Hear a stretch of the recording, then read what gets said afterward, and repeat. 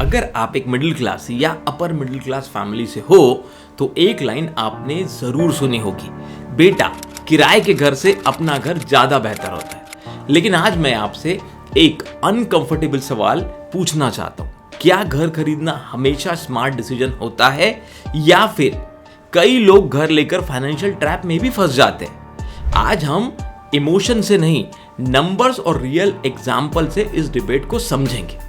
मैं हूं doctor Amol Maurya, estate coach, trainer, author and entrepreneur, और मैं और मेरी टीम बहुत रिसर्च ऐसे पॉइंट आपके लिए लेकर आते हैं। लेकिन आज के वीडियो में कुछ अलग होने वाला है। आज के वीडियो में एंड तक आपको समझ में आएगा कि मैं कुछ और ही कॉन्सेप्ट आपको बताने वाला हूं, अगर पूरा वीडियो देखते हो या केस स्टडी को पूरी समझते हो तो। और मेरे दोस्तों, इस वीडियो के एंड में आपको एक स्ट्रैटेजी मिलेगी जो दुनिया के बहुत सक्सेसफुल लोग फॉलो कर रहे हैं, रेंट बिफोर बाय नाम की स्ट्रैटेजी। लेकिन ये क्या है, कैसे समझेंगे, सब कुछ मैं डिटेल में बताऊंगा।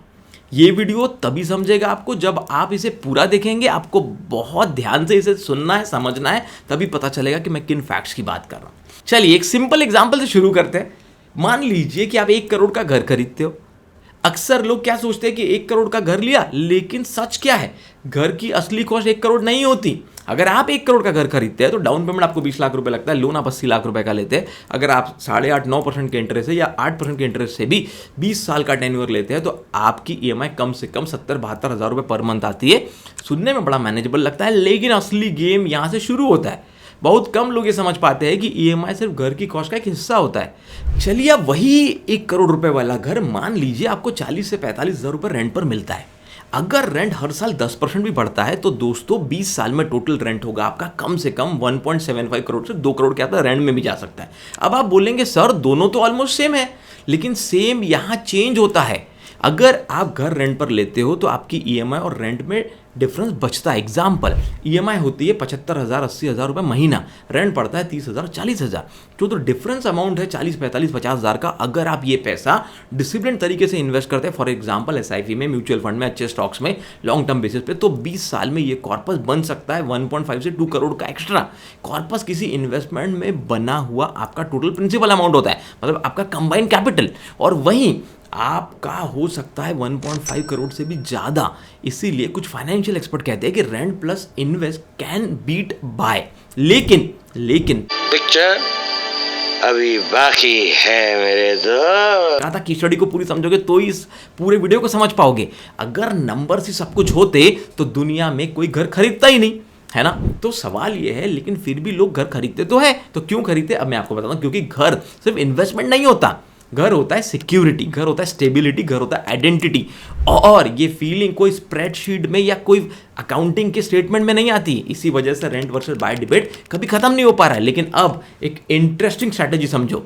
दुनिया के बहुत सक्सेसफुल लोग एक थर्ड ऑप्शन यूज करते हैं जो शायद आपने कभी नहीं सुना होगा।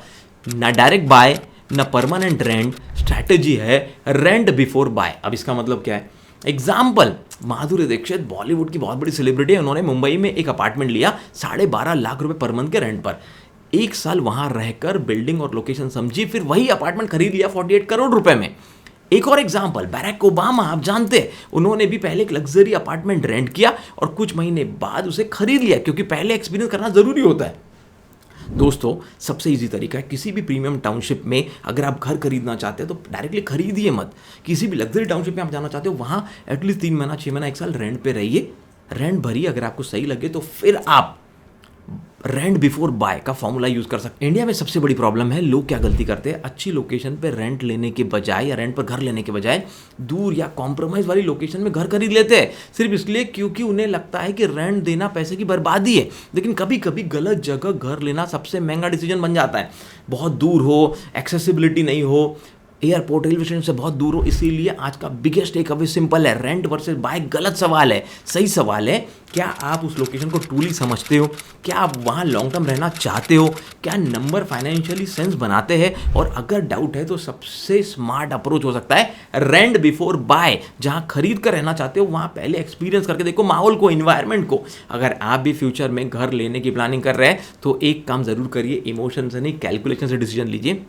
और अगर आप रियल एस्टेट को स्मार्ट तरीके से समझना चाहते हैं, कौन सी प्रॉपर्टी वेल बनाते हैं ये जानना चाहते हैं, कौन सी प्रॉपर्टी फाइनेंशियल ट्रैप बन सकती है जानना चाहते हैं, और बिगिनर्स सबसे बड़ी गलती क्या करते हैं जानना चाहते हैं, तो चैनल को सब्सक्राइब करना ज़रूर तुरंत सब्सक्राइब कर लीजिए और बेल आइकन को हिट कर लीजिए और कमेंट में ज़रूर बताइए आपके हिसाब से बेटर क्या है, रेंट या बाय। और दोस्तों, हमारे चैनल को एशिया का number 1 real estate training coaching channel बनाने के दिल से बहुत बहुत धन्यवाद। हमें हमारी book real estate game changer, एक नेशनल बेस्ट सेलर बुक बनाने के लिए बहुत बहुत धन्यवाद। किसी और टॉपिक पर वीडियो देखना चाहते हैं ज़रूर कमेंट करके बताइए। हमारा मिशन बहुत सिंपल है, भारत में 1 लाख रियल एस्टेट एंटरप्रेन्योर को एम्पावर करना, और कम से कम अगर एक व्यक्ति 50 से 100 जॉब क्रिएट कर सके तो भारत में 50 लाख से 1 करोड़ नए जॉब क्रिएट हो सकते हैं और 25 लाख लेबर्स की जान बन सकती है। इसी पर मेरा नेक्स्ट बुक आ रहा है, how real estate can create 1 crore jobs and can save 25 lakh lives. आपके सपोर्ट के लिए, आपके प्यार के लिए, हमारे वीडियोस को देखने के लिए बहुत बहुत धन्यवाद। वीडियो को शेयर ज़रूर कीजिए अगर आपको लगता है कि वीडियो बहुत काम का है। Thank you so much.